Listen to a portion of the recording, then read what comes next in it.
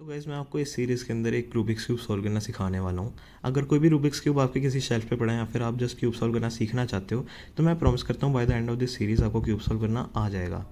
अब cube solve करने से पहले मैं आपके कुछ मिसकंसेप्शंस दूर कर देना चाहता हूँ। बहुत लोगों को लगता है कि हम एक रूबिक्स क्यूब को फेस बाय फेस सॉल्व करते हैं, जैसे कि पहले येलो फेस बना लिया, बाद में ऑरेंज फेस, बाद में ग्रीन फेस। ऐसे नहीं होता। हम पहले क्यूब को लेयर बाय लेयर सॉल्व करते हैं, जैसे ये फर्स्ट लेयर हो गई, ये सेकेंड लेयर और ये थर्ड लेयर। अब मैं आपको कुछ बेसिक्स बता देना चाहूँगा। क्यूब का ये जो पीस होता है, ये जो कॉर्नर में होता है, इसे हम कॉर्नर पीस कहते हैं। इसके अंदर 3 कलर्स होते हैं और ये मूवेबल पीस है। जो यहाँ पे सेंटर के अंदर पीस होता है, ये एज पीस, इसे हम एच पीस ही कहते हैं। इसके अंदर 2 कलर होते हैं और ये भी मूवेबल पीस है। अब तीसरा पीस जो कि इमूवेबल है वो होता है सेंटर पीस। इसके अंदर एक पीस है और जितना मर्जी आप इसे मूव कर लो ये कभी नहीं हिलेगा। अब मैं आपकी एक और मिसकंसेप्शन दूर कर देता हूँ कि क्यूब सॉल्व करना बहुत लोगों को लगता है कि बहुत ज़्यादा हार्ड है और बहुत ज़्यादा इंटेलिजेंट लोग ही क्यूब सॉल्व कर सकते हैं, जो कि ऐसा बिल्कुल भी नहीं है। अब मेरा ही एग्जांपल ले लो।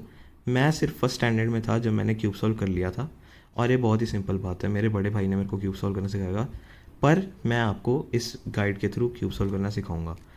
तो अब हमने एज पीसेस के बारे में जान लिया। अब मैं आपको कुछ मूव सिखाऊंगा।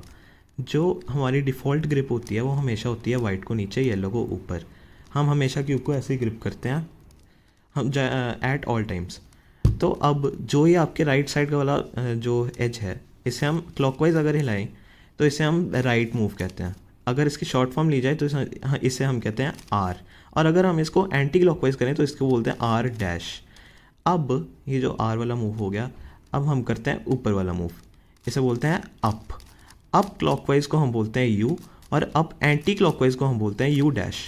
अब ऊपर वाला भी हो गया। अब बोलते हैं लेफ़्ट वाला पीस। लेफ़्ट को क्लॉकवाइज अगर हम करते हैं तो एक सिंपल एल आ जाता है। अगर हम इसे एंटी क्लॉकवाइज करते हैं तो ये एल डैश आ जाता है।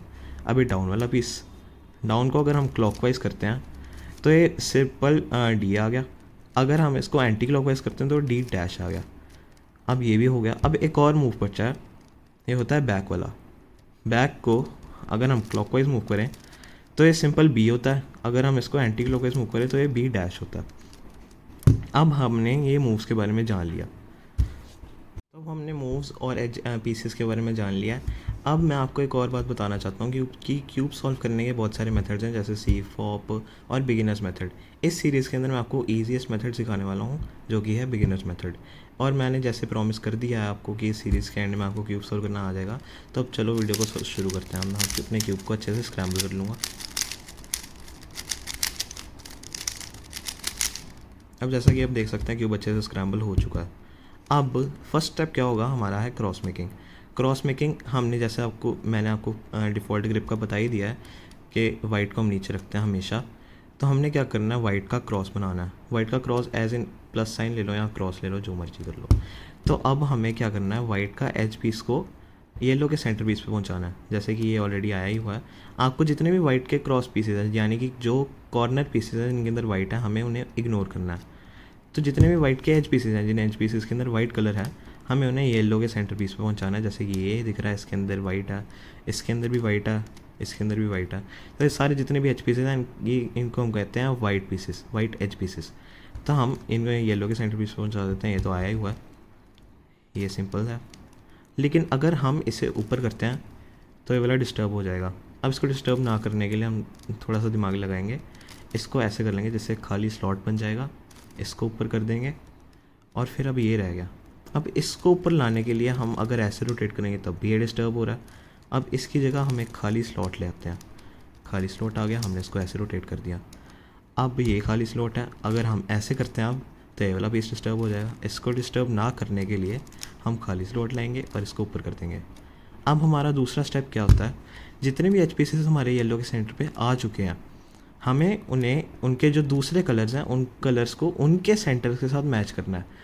जैसे ऑरेंज है, ये वाइट एच पीस है, इसके साथ ऑरेंज कलर है, ये ऑलरेडी मैच हो चुका है ऑरेंज सेंटर के साथ, तो हम इसको नीचे कर देंगे।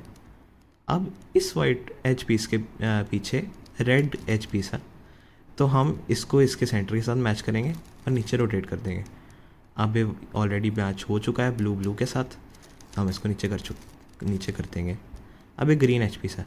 अब आप बताइए, क्या ये एच पीस इसके सेंटर के साथ मैच्ड है? बता दिया होगा आपने। अगर आपका आंसर येस था तो आप गलत हैं, अगर आपका आंसर नो था तब आप सही हैं। तो हम इसको इसके सेंटर के साथ मैच करेंगे, जो कि ग्रीन ग्रीन मैच हो गया। अब हम इसको नीचे कर देंगे। तो आपका फर्स्ट स्टेप जो था कि क्रॉस सॉल्व करना वाइट का, वो हो चुका है। हम इस कॉर्नर पीस को अभी तक इग्नोर करेंगे। तो आपका फर्स्ट स्टेप हो चुका है। अब हम क्रॉस सॉल्व करना जान चुके हैं। अब क्रॉस को चेक करने का भी एक मेथड होता है, जैसे कि जितने भी वाइट के एज पीसेस के साथ में जो कलर है, हम उनके सेंटर्स चेक करेंगे। जैसे ये ऑरेंज है इसके साथ, तो ये ऑरेंज सेंटर के साथ मैच्ड है। ये ब्लू है, ये ब्लू के साथ मैच्ड है। हम कॉर्नर पीसेस को इग्नोर कर रहे हैं इस टाइम। ये रेड है, रेड के साथ मैच्ड है। ग्रीन ग्रीन, सब मैच्ड है अच्छे से। तो अब हम आएंगे कॉर्नर पीसेस लगाने में। जैसे कि ये लगा हुआ है, लेकिन मोस्ट चांसेस ये हैं गलत लगा हुआ है। लेकिन इस केस के अंदर मेरे को तो सॉल्व करना आता है, लेकिन ये सही लगा हुआ है। आपके केस में ऐसा भी हो सकता है कि क्यूब सही ना लगा हो, पर आप जैसे ही सही अपने मर्जी से इस कॉर्नर को लगाते जाएंगे, किसी भी कॉर्नर को लगाते जाएंगे, तो जितने भी गलत कॉर्नर्स होंगे वो अपने आप निकल जाएंगे। अब जैसे कि ये कॉर्नर पीस को मैं लगाना चाहता हूँ नीचे, तब मैं क्या करूँगा, इसके जो साथ वाले 2 कलर्स हैं, जैसे इसके इसके अंदर रेड और ग्रीन है, हम इसको इनके सेंटर्स के अंदर लेके जाएंगे। जैसे कि ये ब्लू और रेड था, पहले था ऑरेंज और ब्लू के अंदर, जो कि मैच नहीं हो रहा। ये ब्लू और रेड है, ये भी मैच नहीं हो रहा। लेकिन ये रेड और ग्रीन आ गया। अब ये कॉर्नर पीस इनके अंदर है, तब ये सही है, इसकी स्पॉट है इस कॉर्नर के अंदर। अब इसकी ट्रिक ये है कि ये जो खाली बॉक्सेस आपको दिख रहे हैं, मतलब कि जो पीसेस जिनको हम नहीं देख रहे, जैसे इस केस के अंदर हम इस पीस को देख रहे हैं, इन दोनों को नहीं देख रहे, ये दोनों राइट साइड को जा रहे हैं, तो हम राइट साइड को मूव करेंगे। राइट साइड को मूव किया है तो हम लेफ़्ट साइड को ऊपर करेंगे। अगर मान लो यहाँ पे ये पीस होता और हमने इसको लेफ़्ट साइड पर रोटेट करना होता, जो कि आगे जाके आएगा अभी केस, मैं आपको तब बता दूंगा।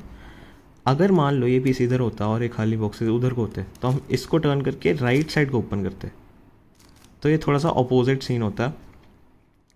तो हम जैसे कि हमारे केस के अंदर ये राइट साइड को जा रहे हैं, हम राइट साइड को टिल्ट करेंगे, लेफ़्ट साइड को ऊपर करेंगे, इसको वापस करेंगे और इसको नीचे कर देंगे। तब ये हमारा सही लग चुका। अब ये वाला पीस है, ये वाइट कॉर्नर है, ये मैं आपको पहले ऐसे गलत करके बता देता हूँ। ये अभी ब्लू और रेड के रेड है इसके साथ वाला कलर। अभी ये करंटली ग्रीन और ऑरेंज के बीच में है, अभी ये रेड और ग्रीन के बीच में है, लेकिन अब ये ब्लू और रेड के बीच में है। अब जैसे कि पिछले केस के अंदर वो पीस इधर था, लेकिन इस केस के अंदर पीस इधर है, तो अब इसके खाली बॉक्सेज, मतलब जिनके अंदर हम ध्यान नहीं दे रहे, वो लेफ़्ट साइड को जा रहे हैं। अब लेफ़्ट साइड को जाएंगे तो हम राइट साइड को ऊपर करेंगे, इसको ऐसे कर देंगे और इसको ऐसे कर देंगे। अब मान लो ये तो सही लगा हुआ है, मैं आपको इसके लिए गलत कर देता हूँ। तो अब अगर मान लो मेरे को ये चूज़ करना होता, ये वाला कॉर्नर पीस, इसके अंदर जो साथ वाले कलर्स हैं वो ग्रीन और ऑरेंज है, तब आप बताओ कि क्या ये सही जगह है। अगर आपका आंसर येस था तो आप गलत हैं, अगर आपका आंसर नो था तब आप सही हैं। ये अभी मैच नहीं है। इसके साथ वाले कलर्स ग्रीन और ऑरेंज है, जबकि ये ब्लू और रेड के बीच में है। अब हम इसको ऐसे टर्न करेंगे, अब ये ग्रीन और ऑरेंज है, लेकिन ये ऑरेंज और ब्लू है। अब हम ऐसे टर्न करेंगे, तब एक ग्रीन और ऑरेंज, अब ये मैच्ड है। अब जैसे कि पिछले केस के अंदर था, ये बिल्कुल सेम केस है। इसके अंदर खाली बॉक्सेस लेफ्ट साइड को जा रहे हैं, हम लेफ्ट साइड को टर्न करेंगे, राइट साइड को ऊपर करेंगे, ऐसे करके ऐसे कर देंगे, तो कि अब ये वापस लग चुका है। अब आपके कई कॉर्नर पीसेस ऐसे भी होंगे जो नीचे को फेस कर रहे होंगे या फिर ऊपर को फेस कर रहे होंगे। तब जैसे हमारे केस के अंदर ये ऊपर को फेस कर रहा है, तो हम क्या करेंगे, जो इसका ये ऊपर वाली साइड है जिसके ऊपर ये वाइट फेस कर रहा है, हम बिल्कुल इसके नीचे जाएंगे। अब इस स्लॉट के अंदर तो लगा हुआ है, ऐसे रोटेट करेंगे, इसके नीचे जो है इस स्लॉट के अंदर भी एक कॉर्नर पीस लगा हुआ है, इसके स्लॉट में जाएंगे, इसके अंदर भी लगा हुआ है। लेकिन अब इसके अंदर जाएंगे तो इसके अंदर नहीं लगा हुआ, तो हम इसको जस्ट ऐसे ऊपर कर देंगे, ऐसे कर देंगे। अब ऐसे हम कर नहीं सकते। आपके कहीं ये भी केस आएगा कि कहीं नीचे को फेस कर रहे होंगे, कहीं इधर को फेस कर रहे होंगे, कहीं उधर को फेस कर रहे होंगे, वो भी मैं आपको सिखा देता हूँ। जैसे कि अब ये नीचे को उधर को फेस कर रहा है, हम जैसे इसको सिंपली ऐसे टर्न करके ऐसे कर देंगे। अब ये सिंपल है, जैसे मैं आपको पहले भी बता चुका हूँ। अब इसके साथ वाले जो पीसेज हैं वो रेड और ब्लू हैं, हम इनको इनके सेंटर्स में लाएंगे। अब ये नहीं है, ये ग्रीन और ऑरेंज के बीच में, अब ये आ गए। अब ये राइट साइड को जा रहे हैं बॉक्सेस, हम ऐसे करके ऐसे कर देंगे। अब इसको हम चेक भी कर सकते हैं। जैसा कि आप देख सकते हो, आप एक छोटा सा टी फॉर्म कर रहे होगे, आधा टी। तो अगर आपके हर सेंटर एक आधा टी फॉर्म कर रहे हैं, तो आपका फर्स्ट लेयर भी सही बनी है।